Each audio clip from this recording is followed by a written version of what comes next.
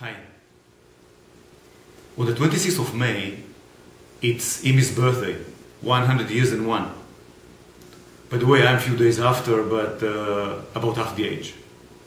I would like to take the opportunity to share some things with you, and first of all wish you great progress with Krav Maga and with KMG. I wish all of us good and safe training, and practically that we will not need to use what we are learning in real life, that we'll be able to tackle all the hurdles in life, use them to be steps for higher levels. Imi passed away about 13 years ago. Luckily, he managed to see the start of the development and the spreading of Krav Maga around the world.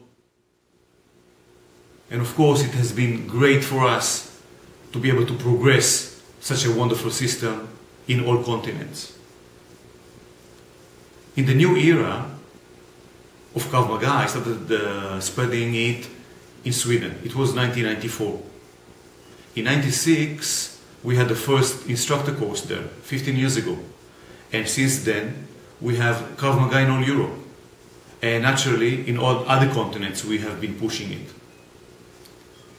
Lately, our project is to push Krav Maga and spread it in South America, Latin America. Follow this recording, you will see two clips.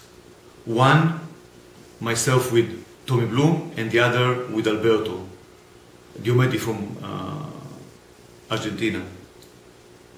These two clips, these two techniques, doesn't really characterize the Krav Maga, but it definitely presents Imi's abilities to solve a specific problem in the best manner, in the most efficient way.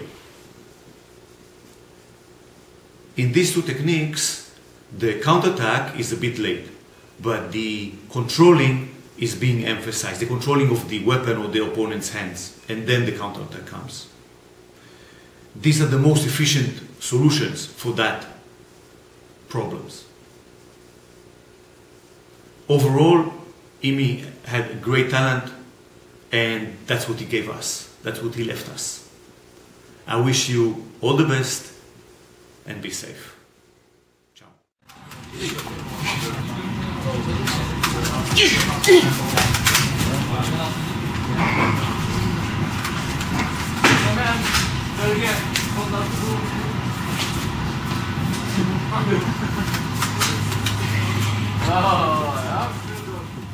Alberto va a estar así.